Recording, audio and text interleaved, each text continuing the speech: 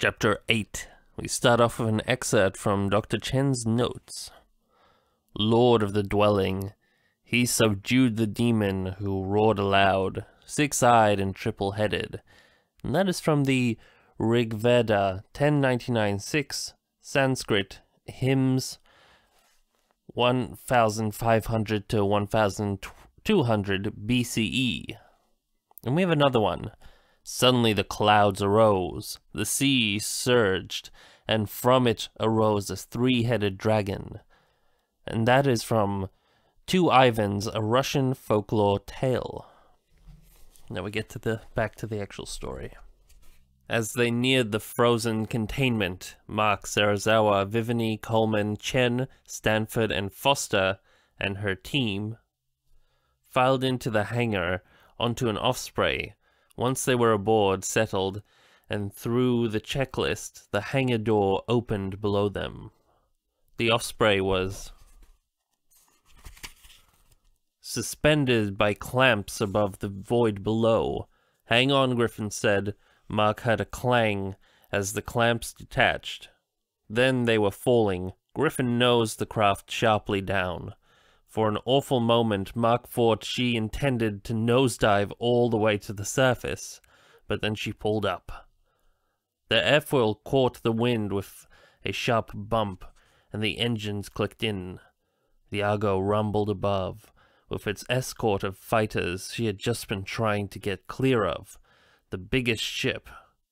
If she hadn't nosed down, if the Osprey had lifted up, they would have slammed into the underside of the Argo, or jumped up onto the blue-white flame of her jet engines, or both. He turned his attention to what he could see of the Antarctic. It was night, so that wasn't much.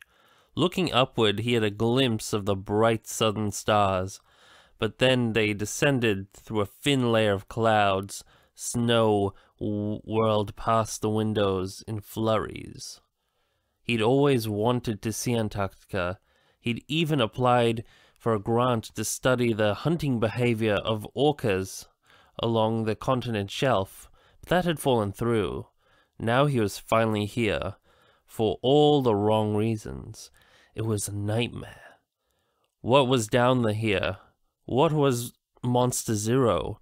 Vivani had said it might be worse than Godzilla. Mark struggled to imagine anything that could possibly fit that description.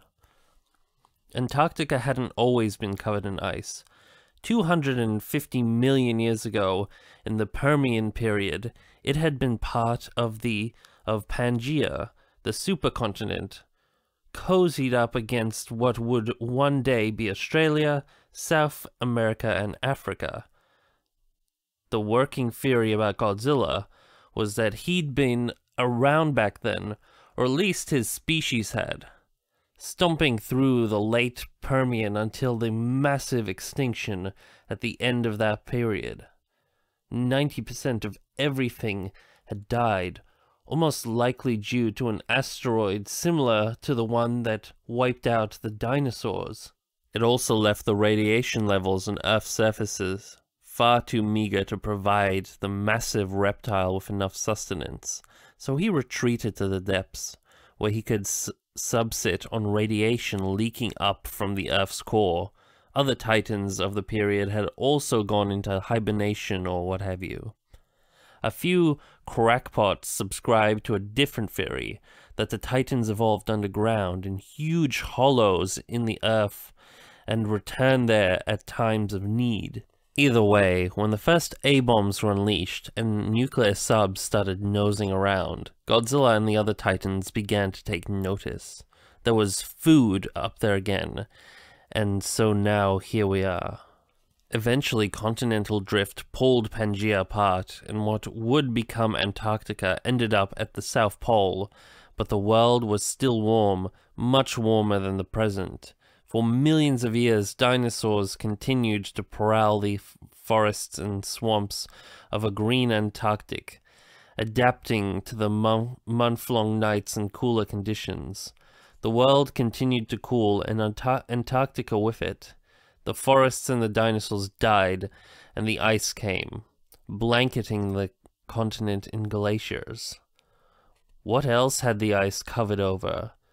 G-Team was gearing up, checking their weapons. They must be getting close.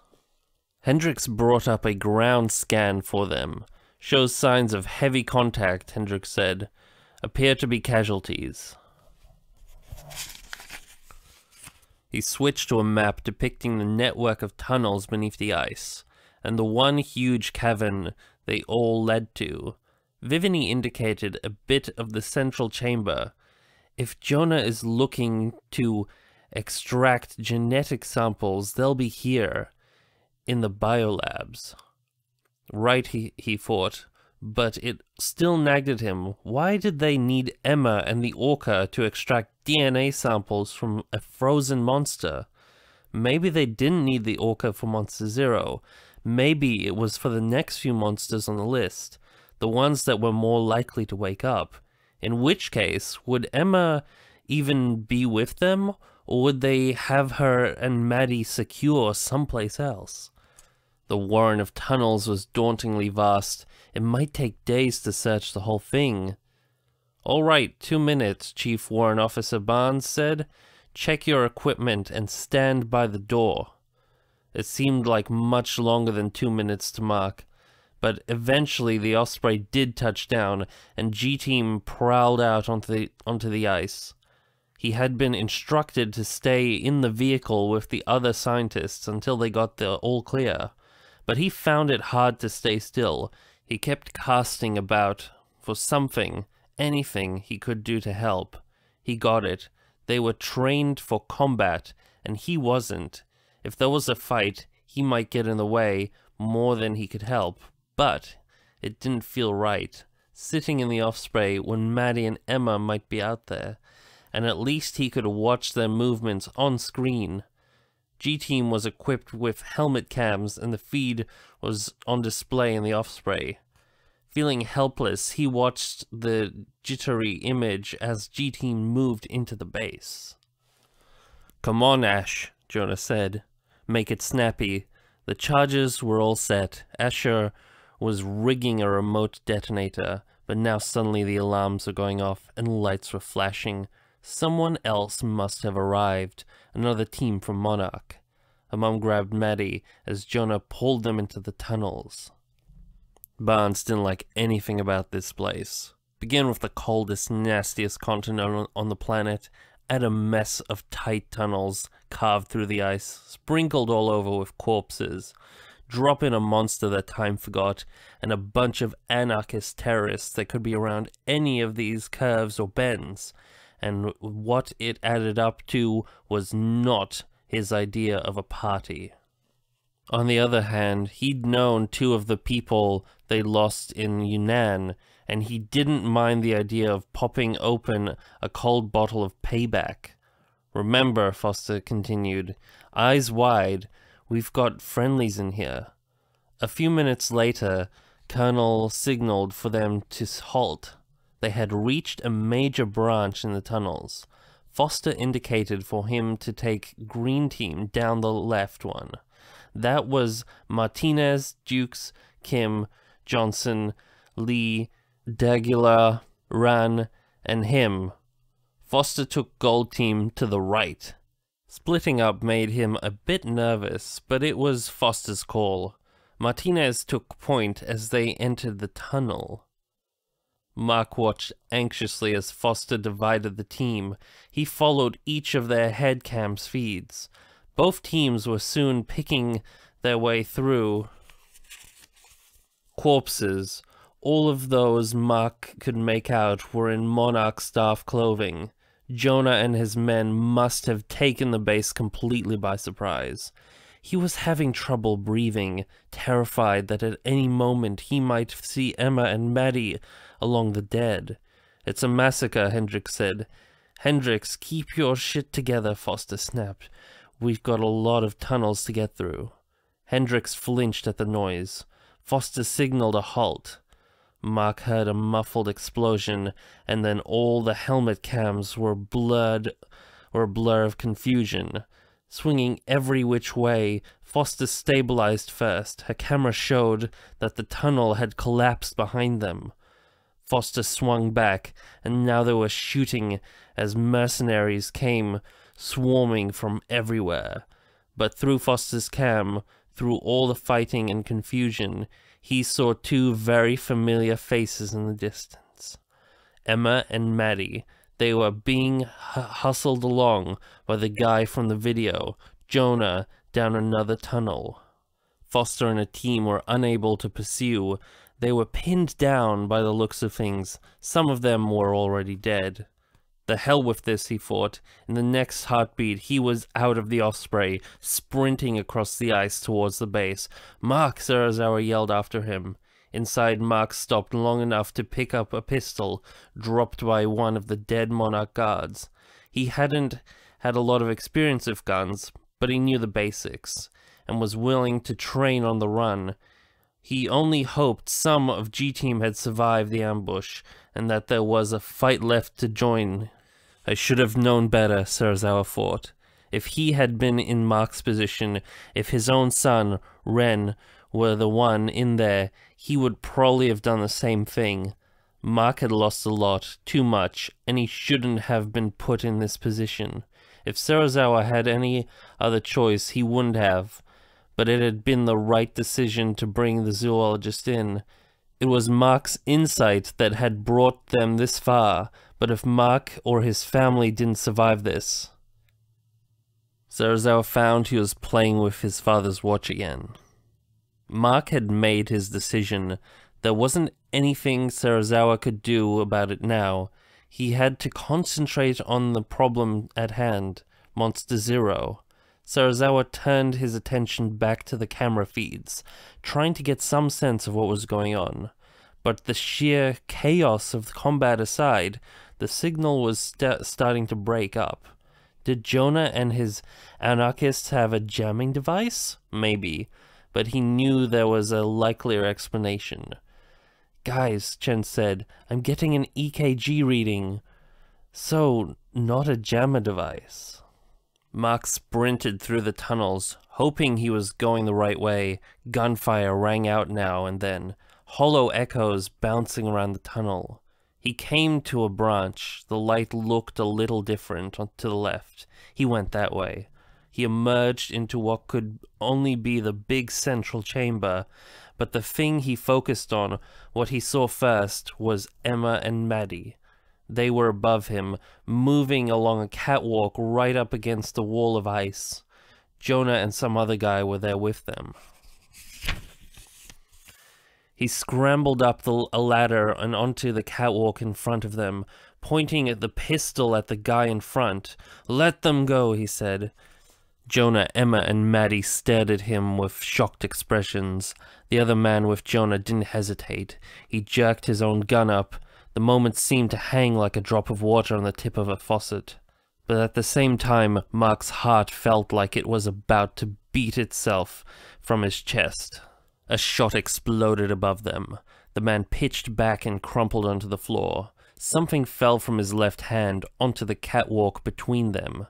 "Ash!" Jonah yelled, dropping into a crouch. Mark swung around and saw Colonel Foster on a catwalk above, trying to cover Jonah, but from her position, the terrorist was probably now under cover from the catwalk. So Mark pointed his pistol to Jonah too. Mark glanced down at the thing on the catwalk. It looked like a remote detonator. They hadn't been taking DNA samples. They had been planting charges, but why? For the first time, his angle widened, and he saw the thing in the ice towering between them. Monster Zero. A pure nightmare. Oh shit, were they planning to blast it free? Was it still alive under all that ice? Why? Did Jonah think he could control it? "Mark!" Emma yelled. He had Jonah covered. It was time to get this done before more terrorists showed up, and they were outnumbered again. "Madison!" Mark shouted. "Let's go!" "Dad!" Maddie said. Panic nearly overwhelmed him. His little girl, in the middle of all of this. The gunfire, the murder. He had to get her out. But she was confused. Of course she was. She was used to not having him around, and yet here he was in freaking Antarctica. but he had to break through that, make her understand. Quickly. Let's go, Mark replied. Emma, Maddie, come on. To his relief, Maddie took a couple of steps forward, towards him. They were getting out of this, the three of them. Madison, walk to me. Walk to me now. Come on, honey. He glanced past her at Jonah, who was still down, out of reach of Foster's rifle. Emma was still back there too. She hadn't moved. Emma, he said, what are you doing? Let's go. Come on. Maddie, Emma said. Dad, Maddie said. Emma looked Mark in the eye, then back to their daughter. Madison, she said firmly. Maddie stopped. Something in her expression changed. Her gaze wandered. She couldn't quite meet his eyes. Then she stepped back behind her mother. What did they know that he didn't? What card was Jonah still holding that he couldn't see? He glanced at Foster. She looked as confused as he was. Emma walked forward and picked up the detonator the anarchist had dropped. Then her gaze fastened on him, and he saw that familiar, diamond-hard resolve in her eyes. I'm sorry, Emma told him. Run. She pressed the detonator, and a chain of explosions ran through the massive ice wall, cracks spread with lightning speed. The bright metallic scent of ozone filled his nasal cavity, and he watched with disbelief as Emma grabbed Madison and pulled her towards a cargo elevator. Jonah stepped in too. Madison kept her face turned towards him. No, wait, Madison shouted, "We can't leave him! Dad! Dad! Maddie!" he screamed. He stared forward, but Jonah shot at him. He knew logically that he couldn't dodge a bullet, but his reflexes didn't, so he threw himself to the side. By the time he recovered, Maddie, Emma, and Jonah were on the elevator going up. He looked around wildly, fresh out of ideas. Then he saw the second elevator. He raced towards it, dodging chunks of ice wall that were now coming down like an avalanche. He made it to the platform, hit the button, and started up. They only had a few seconds on him. He could make it. Barnes squeezed off another round and moved up as Martinez laid down cover fire. Foster was back in touch and was somewhere up ahead, although the connection was iffy and getting worse. But they had a rendezvous point. The problem was they were pinned down. They could retreat, but moving forward was difficult. The enemy had used explosives to create a makeshift barrier out of ice and structural junk. He crouched behind a transformer just as bullets began spanning into it. He caught a movement from the corner of his eye. Someone in a snow parka trying to flank him. He fired, swinging his weapon in an arc. The figure in white stumbled and fell behind a pile of ice. He wasn't sure if he'd hit him or not. A hail of bullets struck all around him. He'd lost 3.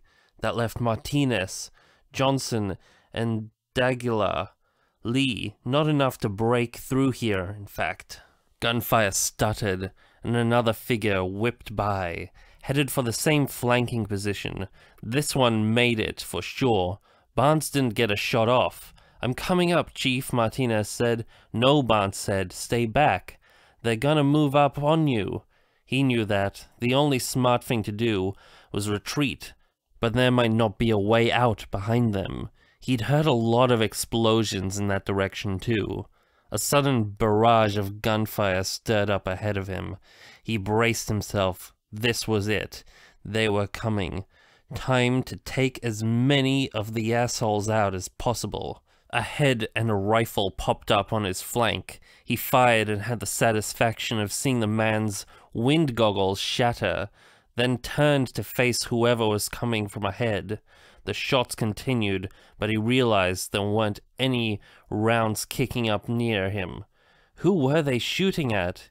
He leaned out and saw someone charging towards him. He stood and shot him, then swung his weapon wildly, looking for the next. But there wasn't a next. Everything was quiet now. He blinked, wondering what had happened. "Barnes!" A familiar voice shouted from behind the barricade. "It's Hendrix, don't fire!" Now he saw a hand waving from behind the rubble, followed by Hendrix's familiar face. They'd come in from behind the enemy. "What took you so long?" he asked. "We were on a coffee break," Hendrix said. Just then everything shook. He thought it was another ambush, but it felt bigger than that, way bigger. "Come on," Hendrix yelled.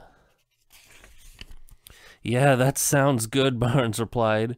By the time they got to Foster, the whole damn place was coming down. Gigantic chunks of ice were crashing all around them, and the floor beneath their feet was crumbling. He saw 2 flight elevators ahead. One was already going up, but the other was waiting for them, and Foster led them towards it. But then it started up too. "Well, shit," he said. "This sucks." Mark looked down from the elevator and saw what was left of G-Team. More ice was falling, and soon the whole billion-ton chamber would collapse, and then they would be buried. There wasn't another elevator. There was nothing he could do for them. If he went back down, he would give Jonah too big a lead, and he would probably die along with the commandos. It was G-Team or his family, wasn't it? Damn it! He hit the button down. The elevator reversed course. "It's probably already too late anyway," he thought, "for them and for me." "Come on," he shouted as the doors opened. The soldiers piled in as the cavern came apart. Maddie was still in a daze when the elevator brought them up above ground, and she was hustled along to board the Osprey. The gunfire, the splintering ice, her dad. She glanced at Jonah, but he didn't notice. In fact, he looked hurt. It had all been a sort of blur, but now she remembered the way he'd held Asher, the look on his face. So even Jonah could care about someone. Amazing. She didn't give a shit. Jonah had tried to kill her father, but he'd missed, right? She had seen him climb onto the other elevator, but she couldn't be sure. What if he had a bullet hole in him, like everyone else Jonah met? And the elevator hadn't arrived. Even though it had only been a few seconds behind them, she kept looking back, even as she was pushed onto the Osprey. Jonah's remaining men were scrambled aboard, and her mother began fiddling with the orca. She started strapping in as the craft, in helicopter mode, began to leave the ground. "Why is Dad here?" she asked. "I don't know, honey," her mom began. "We can't leave him," she said. But rather than responding to her, her mother looked over at Jonah. "What are you waiting for?" Jonah demanded. "Wake it up." Her mother gave Maddie another glance. Then she stood up and walked towards the back of the plane, holding the orca, looking out the open hatch. What was she doing? Dad was out there. Yes, they were divorced, but didn't she understand how much he meant to her? Why was it always like this? Why did she have to choose? The orca began throbbing, a deep, slow rhythm.